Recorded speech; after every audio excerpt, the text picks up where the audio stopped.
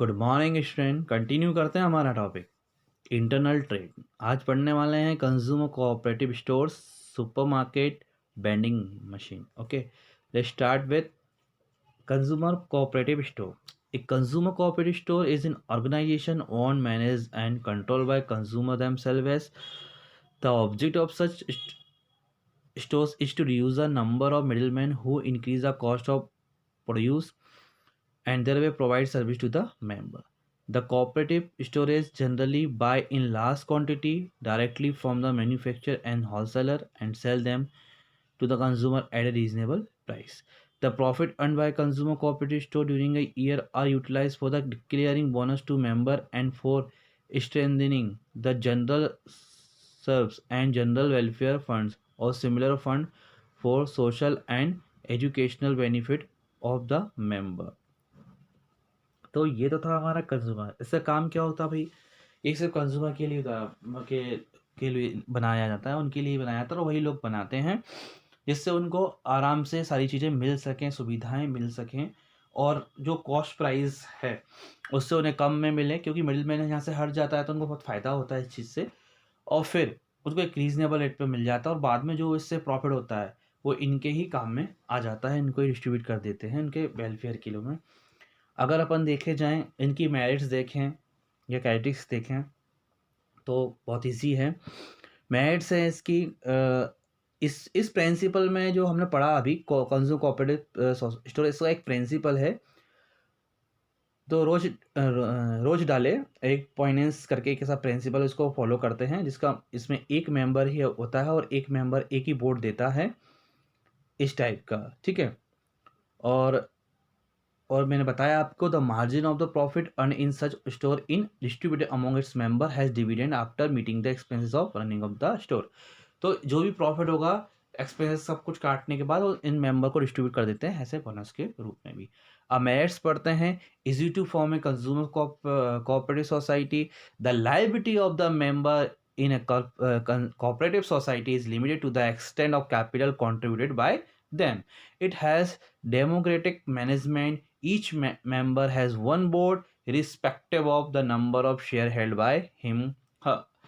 Elimination of middlemen result in lower price for the consumer goods to the member. The consumer cooperative stores normally sell goods on case basis. The consumer cooperative store are generally open at convenient public place where the member and others can easily buy a product. Now limitation देखते हैं इसकी क्या limitation है। तो limitations के लिए एक तरीके डिसएडवांटेज इसके क्या हो सकते हैं भैया, देखते हैं। There is a lack of sufficient initiative and motivation among them to work from efficiently. The store generally face storage of fund as membership is limited. The number of the cooperative stores generally do not patronize them regularly, lack expertise as they are not trained in running the stores efficiently. तो कोई ज़्यादा नहीं है भाई, बहुत सारी अगर merits and drawback भी होंगे यहाँ पे, बहुत सारी प्रॉब्लम होती है यहाँ पे, अच्छी तरीके से कभी कभी मैनेज नहीं होता, लिमिटेड एरिया होता है, पॉलिटिकल इंटरफेरेंस भी इसमें बहुत बड़ी एक हमारी प्रॉब्लम होती है, डिसएडवांटेज होता है ये। ठीक है। अब पढ़ते हैं अपन सुपरमार्केट। सुपरमार्केट क्या होता है? तो सुपरमार्केट तो आपको पता ही है, मैंने पहले डिस्कस कर चुके हैं कि सुपरमार्केट होता क्या है। छोटी सी बात में मैं समझाने की कोशिश करूँगा। तो supermarket are such departmental institution which serve on the basis of self-service and deal in a variety of goods of daily needs. Generally, they sell goods for cash only.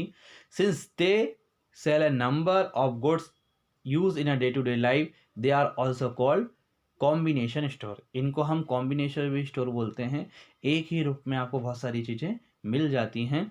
तो a super market is a large retailing business unit selling wide variety of consumer goods on the basis of low price appeal, wide variety and assortment, self service and heavy emphasis on merchandise appeal. The goods the goods traded are generally food product and other low price branded and widely used consumer product. Supermarket are generally situated at a main shopping center. Supermarket are organized on departmental basis where consumer can buy various types of goods under one roof. तो एक ही रूप में बहुत सारे goods उनको मिल जाते हैं आराम से, और ये अपना सर्विसेज केस में ही करते हैं, है ना। और कुछ सर्विसेज तो इनको फ्री भी प्रोवाइड हो जाती हैं। फीचर्स देखो भाई, क्या फीचर्स हैं इसके। जनरली कैरी से complete the line of food item and grocery in addition to non-food convenience good, different product as per their requirement under one roof. Distribution cost is lower. The price of the product are generally lower than other types of retail store. The goods are sold on case basis, located at central location to secure high turnover. Merits: offer a wide variety of product at lower cost under one roof, located in the heart of the city so easily accessible, keep a wide variety of goods of different design, color, etc, which enables the buyer to make better selection.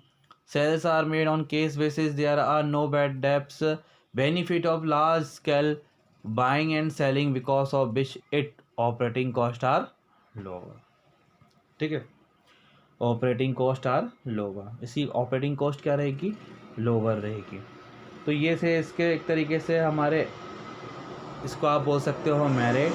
तो businessman के लिए भी हो सकता है भाई कि क्या क्या हो सकता है, जैसे कि बिजनेस बताया मैंने, less operating cost, less expenses, more profit, helpful in making variety of goods available since sales is on cash basis, no chances of bad debts, economy और लार्ज स्केल बिजनेस।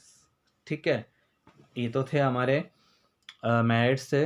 अब लिमिटेशन क्या है भाई, limitation इसकी हो सकती हैं, he far away from place, consumer more cost, change of working choice, lack of assistance in purchasing, no personal contact between seller and buyer, and does not satisfy all customer। तो ये सब इसकी merit में हम बोल सकते हैं। चलिए अपन डिस्कस करते हैं। No credit facility restrict to the purchasing power of buyer, credit facility नहीं मिलती, सारा का सारा काम कैश में होता है। The principle of sale service is followed, therefore do not get any personal attention. Sale service होती है तो किसी को कोई पर्सनल अटेंशन देने की आवश्यकता नहीं होती है। Some customer handle the goods kept in the shelf carelessly, this may raise cost, they incur high overhead expenses, establishing and running a supermarket required hug investment। Vending machine, vending machine क्या होगी भाई, vending machine का क्या काम होता है, ये हमारे यहाँ दिखती है कि नहीं दिखती है ना। तो this is a new form of retail business. It is a way of direct selling. The machine is operated by coins और टोकन। मतलब ये मशीन कैसी होती है, आप एक या तो कॉइन डालना पड़ता है, टोकन डालना पड़ता है, और फिर आपके रिक्वायरमेंट की चीज़ उसमें से एकदम एटीएम की टाइप की ऑटोमेटिक जो मशीन होती है ना, एटीएम की, जैसे पैसे निकालते हैं वैसे ही सिस्टम होता है। The buyer insert a coin और token in the machine and receive a specific quality of product. Large scales retailing is possible through vending machine by placing the machine of a convenient location as the petrol pump, airport, railway station. This method of is a very popular in Western country than India. Vending machine are generally used for selling pre-packed and low-cost product of mass consumption, soft drink, postage stamp and beverage। ठीक है, ये सब की जाती हैं, बहुत बढ़िया machine होती है। इसमें कॉइन्स वगैरह 24 आज पूरा का पूरा एटीएम की तरह इसका काम होता है। ठीक है, तो क्या होता है